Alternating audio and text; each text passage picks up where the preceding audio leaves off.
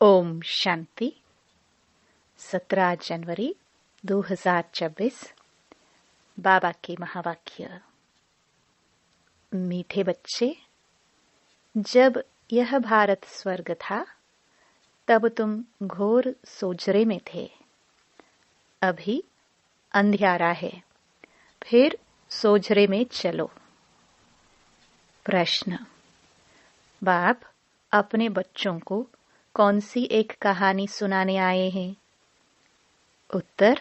बाबा कहते, मीठे बच्चे, मैं तुम्हें 84 जन्मों की कहानी सुनाता हूँ। तुम जब पहले पहले जन्म में थे तो एक ही दैवी धर्म था। फिर तुमने ही 2 युग के बाद बड़े बड़े मंदिर बनाए हैं, भक्ति शुरू की है। अभी तुम्हारा यह अंत के भी अंत का जन्म है।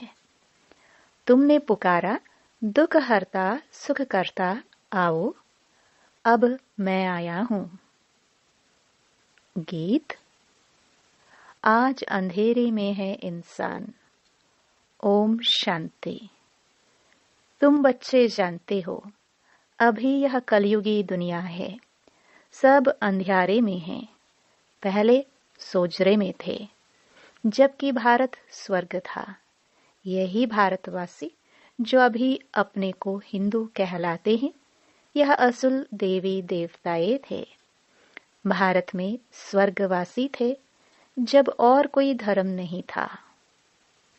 एक ही धर्म था। स्वर्ग, वैकुंठ, बहिष्ठ, हेवन, यह सब इस भारत के नाम थे। भारत पवित्र और प्राचीन धनवान था। अभी तो भारत कंगाल है, क्योंकि अभी कलयुग है। तुम जानते हो, हम अंधियारे में हैं। जब स्वर्ग में थे तो सोजरे में थे। स्वर्ग के राज राजेश्वर, राज राजेश्वरी श्री लक्ष्मी नारायण थे।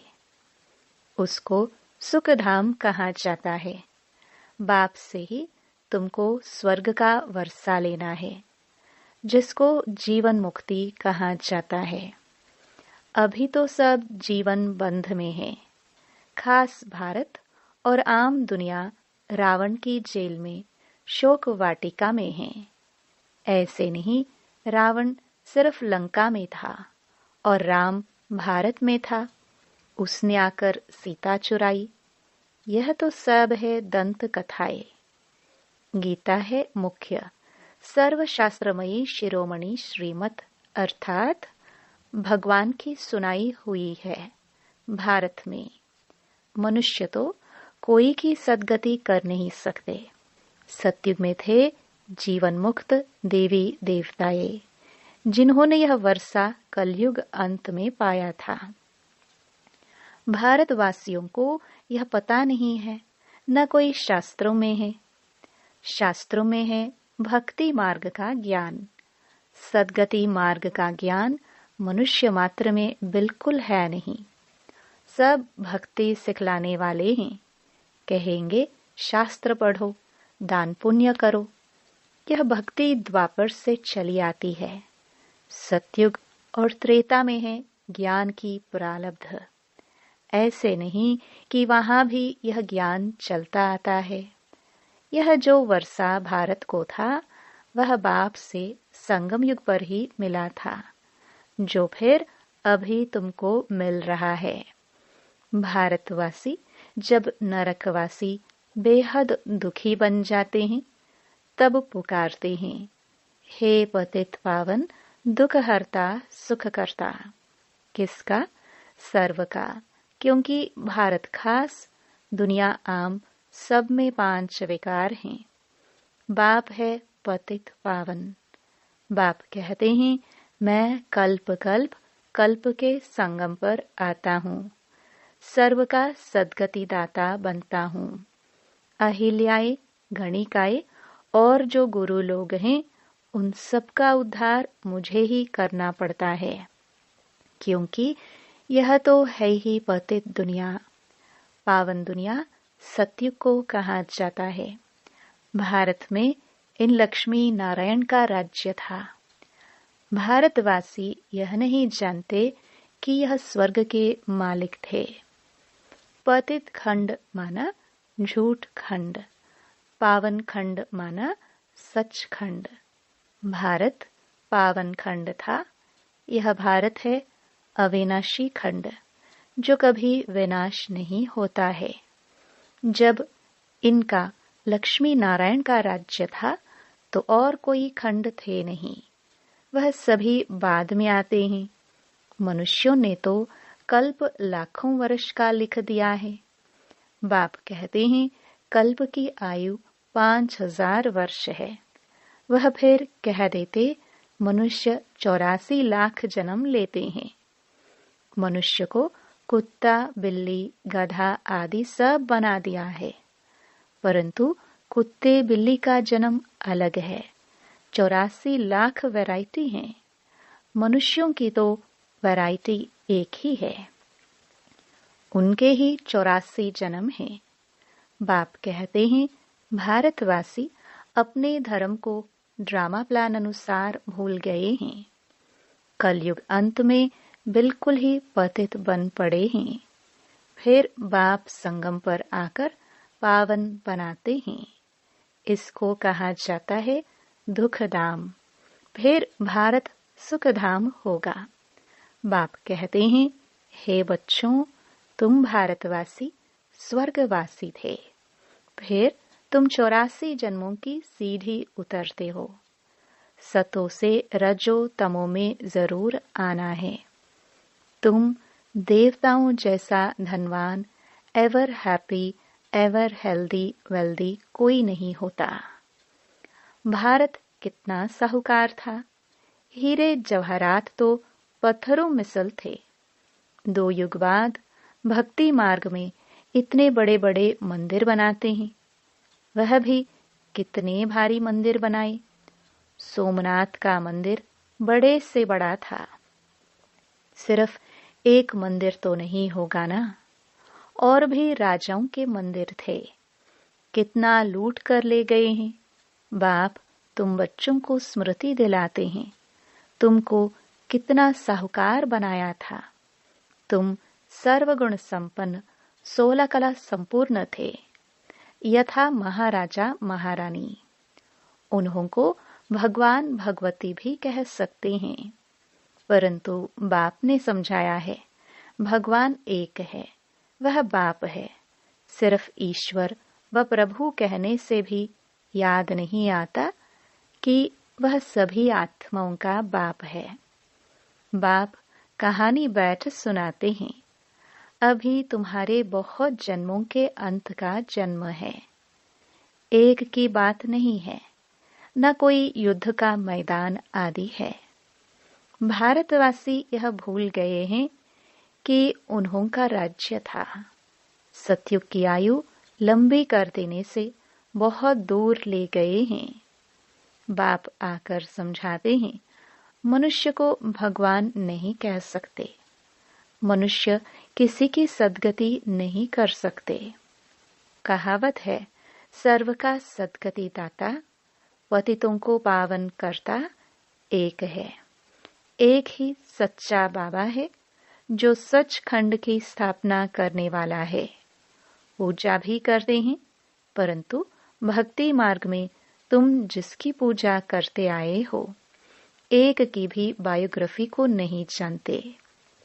इसलिए बाप समझाते हैं तुम शिव जयंती तो मनाते हो ना। बाप है नई दुनिया का रचयिता, हेवनली गॉड फादर, बेहद सुख देने वाला। सतयुग में बहुत सुख था। वह कैसे और किसने स्थापन किया, यह बाप ही बैठ समझाते हैं। नरकवासी को आकर स्वर्गवासी बनाना या भ्रष्टाचारियों को श्रेष्ठाचारी देवता बनाना, यह तो बाप का ही काम है। बाप कहते हैं मैं तुम बच्चों को पावन बनाता हूँ। तुम स्वर्ग के मालिक बनते हो। तुमको पतित कौन बनाते हैं? यह रावण। मनुष्य कह देते दुख भी ईश्वर ही देते हैं। बाप कहते हैं मैं तो सभी को इतना सुख देता हूँ जो फिर आधा कल्प तुम बाप का सिमरण नहीं करेंगे। फिर जब रावण राज्य होता है तो सबकी पूजा करने लग पड़ते हैं। यह है तुम्हारा बहुत जन्मों के अंत का जन्म। कहते हैं बाबा कितने जन्म हमने लिए? बाबा कहते हैं मीठे मीठे भारतवासियों, हे आत्माओं, अब तुमको बेहद का वर्षा देता हूँ। बच्चे, तुमने 84 जन्म लिए हैं। अभी तुम 21 जन्म के लिए बाप से वर्षा लेने आए हो। सभी तो इकट्ठे नहीं आएंगे। तुम ही सत्युग का सूर्यवंशी पद फिर से लेते हो, अर्थात सच्चे सत्य बाप से सत्य नर से नारायण बनने का ज्ञान सुनते हो। यह है ज्ञान, वह है भक्ति। शास्त्र आदि सब हैं भक्ति मार्ग के लिए, वह ज्ञान मार्ग के नहीं है। यह है स्पिरिचुअल रूहानी नॉलेज। सुप्रीम रूह बैठ नॉलेज देते हैं। बच्चों को देही अभिमानी बनना पड़े। अपने को आत्मा निश्चय कर मामेकम याद करो। बाप समझाते हैं आत्मा में ही अच्छे व बुरे संस्कार होते हैं। जिस अनुसार ही मनुष्य को अच्छा व बुरा जन्म मिलता है।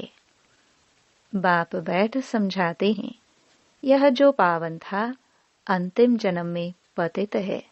तत्त्वम। मुझ बाप को इस पुरानी रावण की दुनिया पतित दुनिया में आना पड़ता है। आना भी उस तन में है जो फिर पहले नंबर में जाना है। सूर्यवंशी ही पूरे 84 जन्म लेते हैं। यह है ब्रह्मा और ब्रह्मावंशी ब्राह्मण। बाप समझाते तो रोज है। पत्थर बुद्धि को पारस बुद्धि बनाना मासी का घर नहीं है। हे आत्माएं, अब देही अभिमानी बनो।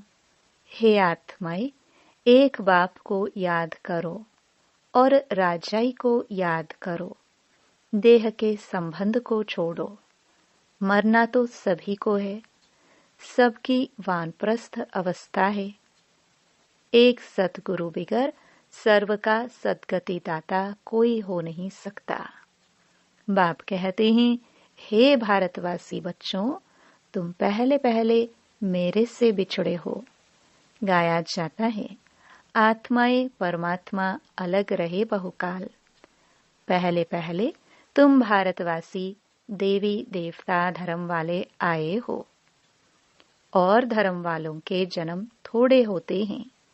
सारा चक्र कैसे फिरता है सो बाप बैठ समझाते हैं। जो धारण नहीं करा सकते हैं उनके लिए भी बहुत सहज है। आत्माएं धारण करती है। पुण्य आत्मा पापात्मा बनती है ना। तुम्हारा यह 84वां अंतिम जन्म है। तुम सब वानप्रस्थ अवस्था में हो। वानप्रस्थ अवस्था वाले गुरु करते हैं मंत्र लेने के लिए। तुमको तो अभी देहधारी गुरु करने की दरकार नहीं है। तुम सबका मैं बाप टीचर गुरु हूँ। मुझे कहते भी हो हे पतित पावन शिव बाबा।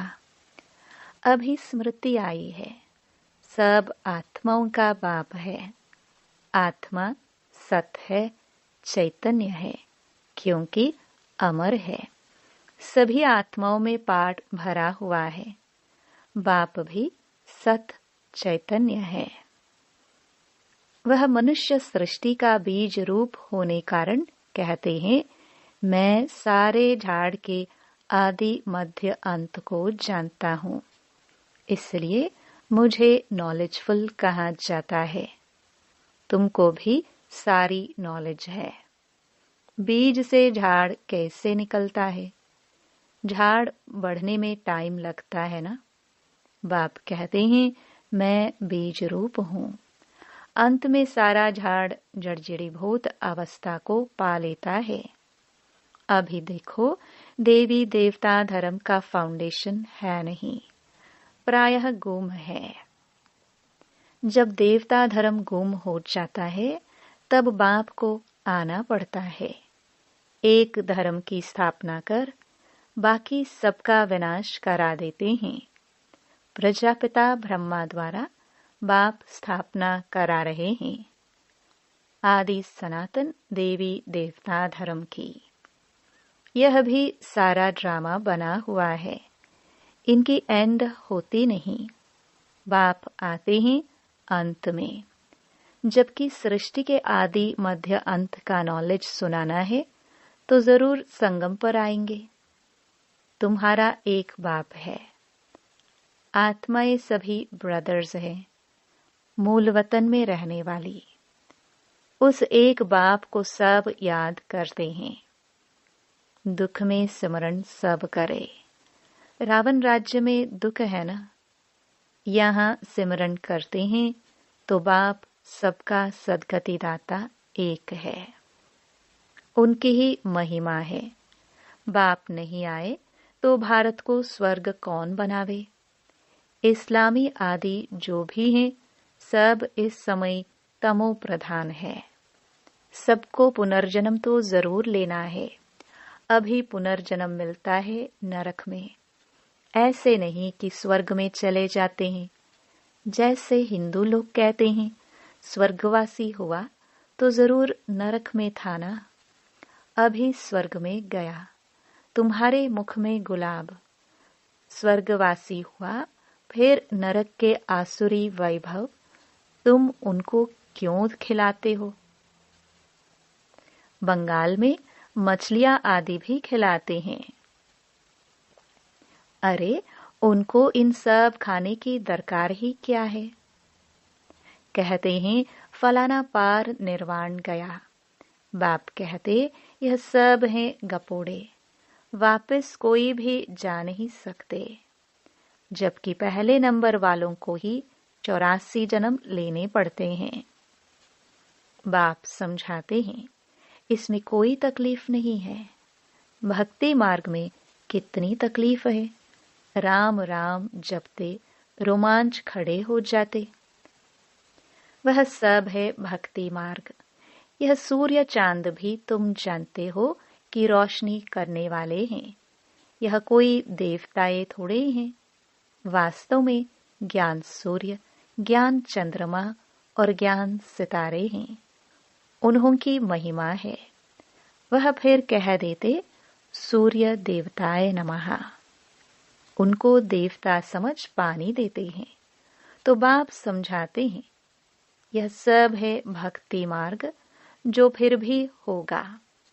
पहले होती है अव्यभिचारी भक्ति एक शिव बाबा की, फिर देवताओं की, फिर उतरते उतरते अभी तो देखो टिवाटे पर भी जहां 3 रास्ते मिलते हैं, मिट्टी का दीवा जगाए, तेल आदि डाल उनकी भी पूजा करते हैं। तत्वों की भी पूजा करते हैं।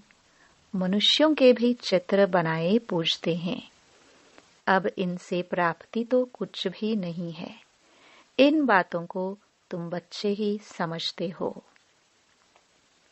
अच्छा, मीठे मीठे सिखिलदे बच्चों प्रति माता पिता बाप दादा का याद प्यार और गुड मॉर्निंग। रूहानी बाप की रूहानी बच्चों को नमस्ते। धारणा के लिए मुख्य सार। पहला, आत्मा से बुरे संस्कारों को निकालने के लिए देही अभिमानी रहने का अभ्यास करना है। यह अंतिम 84वां जन्म है, वानप्रस्थ अवस्था है, इसलिए पुण्य आत्मा बनने की मेहनत करनी है। दूसरा, देह के सब संबंधों को छोड़ एक बाप को और राजाई को याद करना है। बीज और झाड़ का ज्ञान सिमरण कर सदा हर्षित रहना है। वरदान, उपराम और एवर रेडी बन बुद्धि द्वारा अशरीरीपन का अभ्यास करने वाले सर्व कलाओं में संपन्न भव। जैसे सर्कस में कला दिखाने वाले कलाबाज का हर कर्म कला बन जाता है। वे कलाबाज शरीर के कोई भी अंग को जैसे चाहे, जहां चाहे, जितना समय चाहे मोल्ड कर सकते हैं। यही कला है। आप बच्चे बुद्धि को जब चाहो, जितना समय, जहां स्थित करने चाहो वहां स्थित कर लो। यही सबसे बड़ी कला है। इस एक कला से 16 कला संपन्न बन जाएंगे।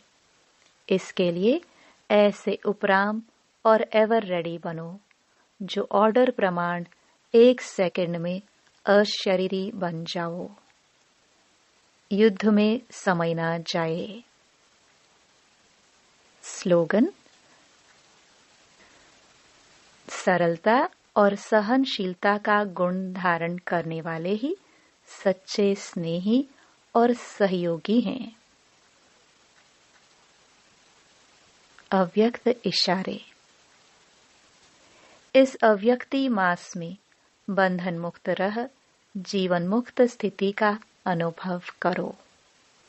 जो परमात्म ज्ञानी बच्चे हैं उन्हें ज्ञान का फल मुक्ति और जीवन मुक्ति का वर्षा संगम पर ही प्राप्त होता है। ज्ञान अर्थात समझ। समझदार हर कर्म करते हुए सदा स्वयं को बंधन मुक्त, सर्व आकर्षणों से मुक्त बनाने की समझ रखता है। उनके हर संकल्प, बोल, कर्म, संबंध और संपर्क में मुक्ति जीवन मुक्ति की स्टेज रहती है, जिसको न्यारे और प्यारे कहते हैं। ओम शांति।